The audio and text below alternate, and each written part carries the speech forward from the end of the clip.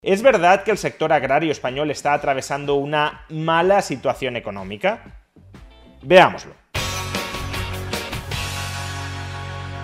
Sois muchos los que me habéis pedido que hable, que opine sobre las protestas de los agricultores en el conjunto de Europa y también específicamente en España. Se trata de un asunto donde se entremezclan temas muy dispares, porque en principio se trata de protestas con un cariz estrictamente económico, protestas en contra de la precarización económica en el agro europeo y en el agro español, pero a su vez esas protestas de contenido estrictamente económico conectan con reproches hacia la Agenda 2030 o hacia el gobierno de PSOE y Sumar en España, de tal manera que mucha gente compra el pack completo de estas protestas. Si estás en contra del gobierno de PSOE y Sumar en España o en contra de la Agenda 2030, entonces tendrás que darle la razón a las quejas económicas de los agricultores. Si, por el contrario, estás a favor del gobierno de PSOE y Sumar o de la Agenda 2030, tendrás que oponerte a las reivindicaciones, a las quejas de contenido económico de los agricultores. O también en sentido inverso, si estás de acuerdo con las protestas, con las quejas económicas de los agricultores, entonces necesariamente tendrás que estar en contra de la Agenda 2030 o del gobierno PSOE-Sumar. Y a su vez, si estás en contra de las reivindicaciones económicas, de las quejas económicas, de las aseveraciones económicas de los agricultores, entonces es que estás a favor necesariamente de la Agenda 2030 o del gobierno PSOE-Sumar. Pues bien, justamente para no entremezclarlo todo, mi intención es dedicar varios vídeos a analizar el asunto de las protestas de los agricultores en Europa y en España. Y en este primer vídeo mi objetivo es ofrecer una radiografía sobre cuál es la situación económica del campo en España. Porque si el origen de las protestas es económico, la precarización económica del agro español, del agro europeo en general y del español en particular, habrá que ver si esa precarización económica se refleja o no en los datos económicos sectoriales de los que disponemos.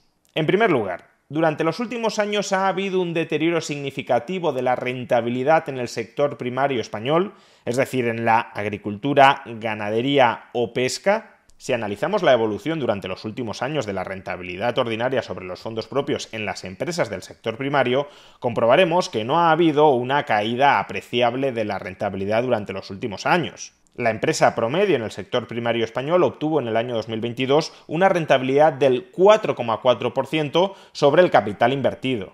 Es una rentabilidad algo menor que la lograda en el periodo 2016-2020, pero es superior tanto a la cosechada en el periodo 2013-2015 como también a la obtenida en el año 2021. Ahora bien, al respecto hay que efectuar dos aclaraciones. La primera es que se trata de una rentabilidad bastante baja, bastante inferior a la que cosechan otras empresas en otros sectores de la economía española. No es que en promedio se pierda dinero, pero desde luego no se gana demasiado. Lo que significa que hay empresas más rentables que esta media, pero también empresas bastante menos rentables que esta media.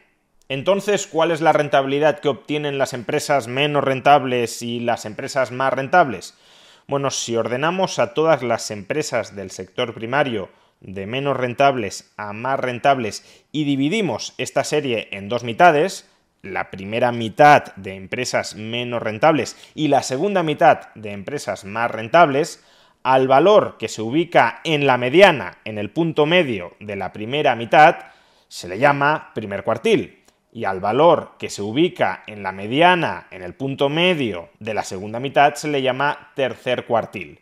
Pues bien, ¿cuál es la rentabilidad de la empresa agraria que se ubica en el primer cuartil? Es decir, algo así, no exactamente, pero algo así como la media de rentabilidad, el promedio de rentabilidad de las empresas menos rentables del sector primario, y cuál es la rentabilidad de la empresa que se ubica en el tercer cuartil. Algo así, repito, no es esto, pero algo así como el promedio de la rentabilidad de las empresas más rentables del sector primario.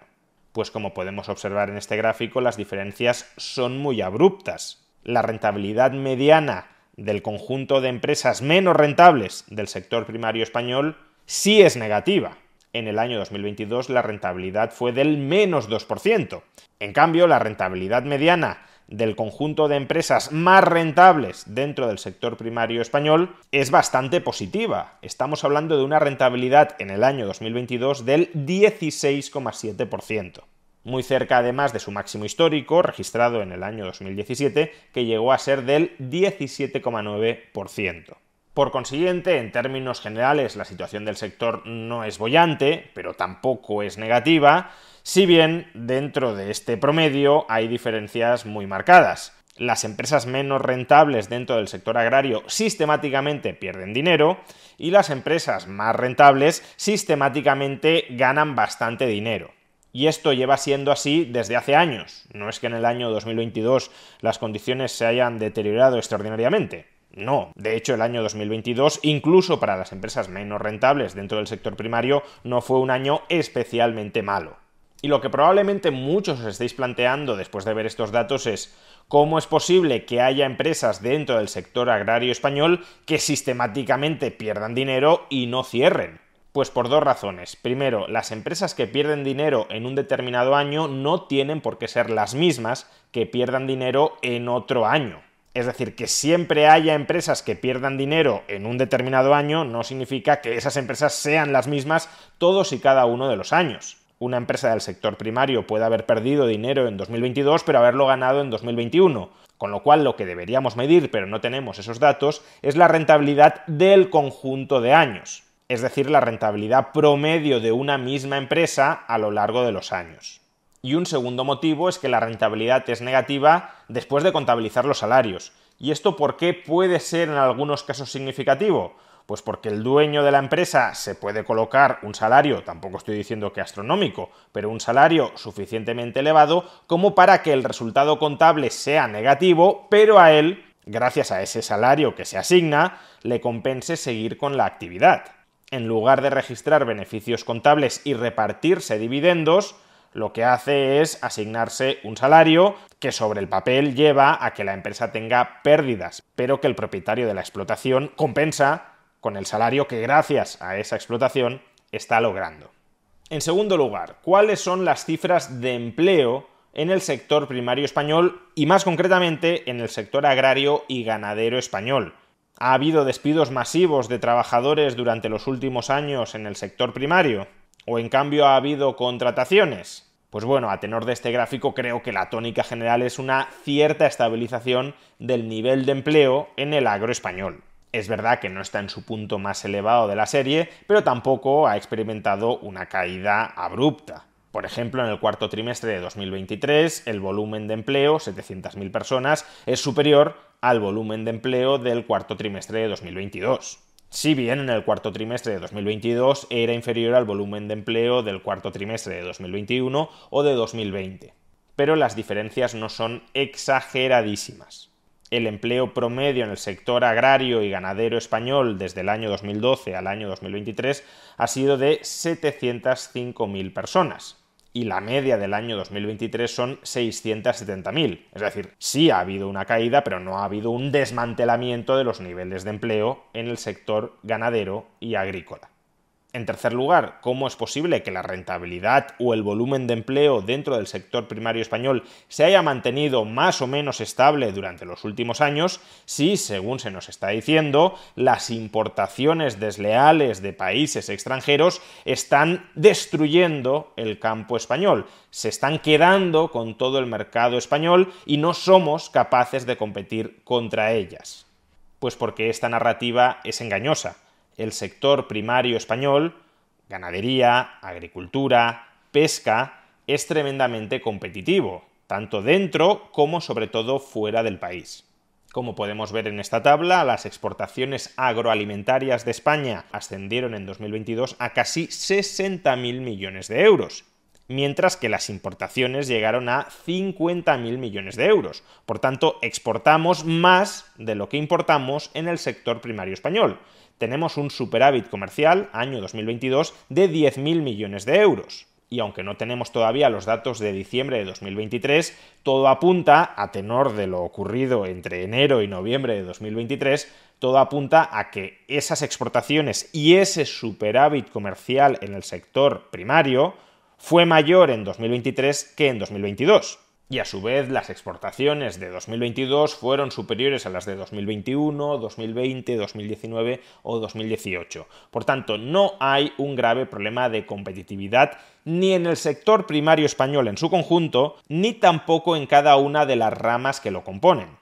Si nos centramos específicamente en las exportaciones agrarias, excluyendo por tanto la ganadería o la pesca, veremos que en el año 2022 las exportaciones agrarias ascendieron a 23.100 millones de euros, 4.300 millones de euros más de lo que importamos.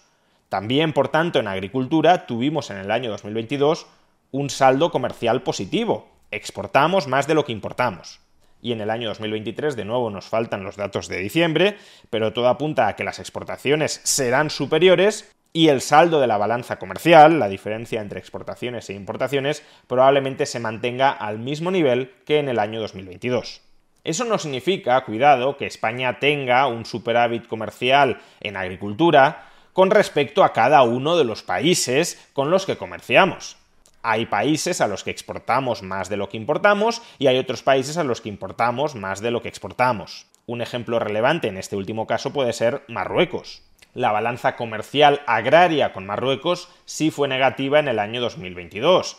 En concreto, le compramos a Marruecos 850 millones de euros más en productos agrarios de lo que le exportamos.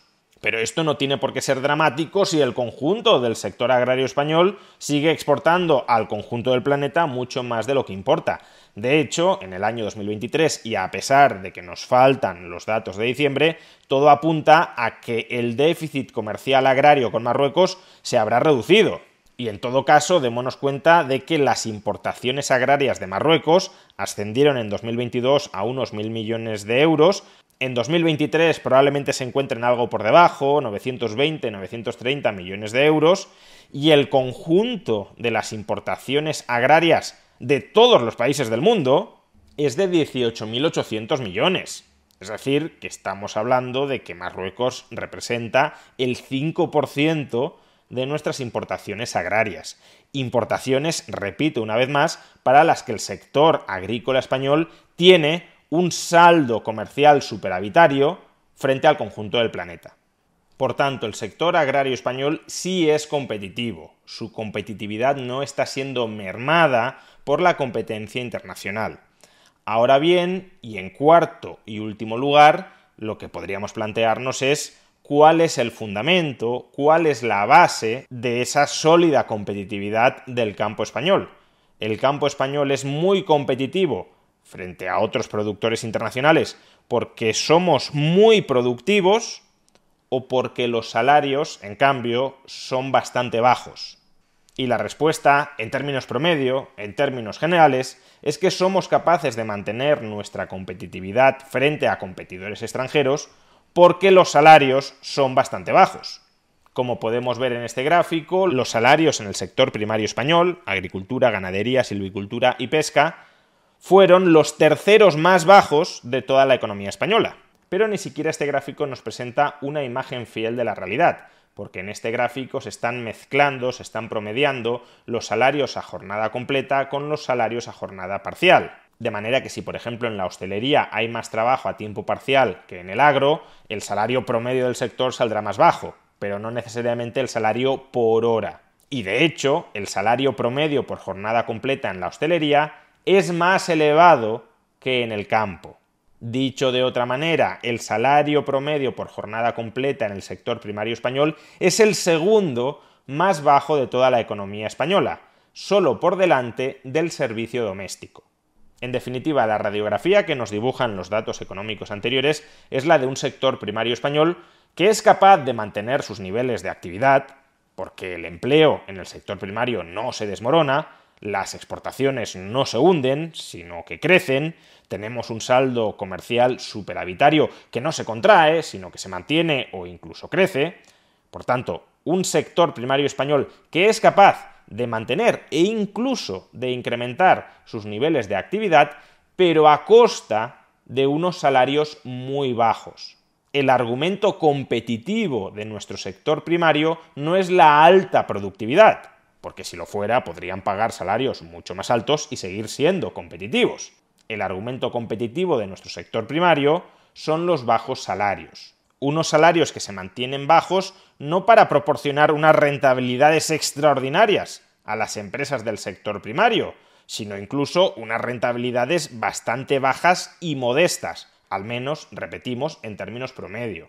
Por tanto, en términos generales, en el sector agrario español no gana demasiado, ni el trabajador ni el capitalista. Habrá trabajadores y habrá capitalistas a los que les vaya muy bien dentro del sector agrario, pero en términos generales, en términos promedio, a ambos les va bastante mal. Y si a esto le sumamos que durante los últimos años la población española, también por tanto la del campo, ha experimentado una pérdida generalizada de poder adquisitivo como consecuencia de la inflación, pues si los niveles de partida ya no eran muy bollantes y además se ha vivido una pérdida adicional de poder adquisitivo, pues se ha generado un polvorín en el que probablemente han prendido las protestas que ahora estamos viviendo, tanto en España como en el conjunto de Europa, porque no perdamos de vista que la política agraria es común a toda la Unión Europea y por tanto probablemente los problemas del campo español sean problemas muy similares a los que experimenta el agro de otros países europeos. Ahora bien, ¿esta mala situación económica de partida justifica todas las quejas, todas las reivindicaciones, todas las peticiones de los agricultores en sus protestas por todos los países europeos? Pues esta es la cuestión que analizaremos en el próximo vídeo.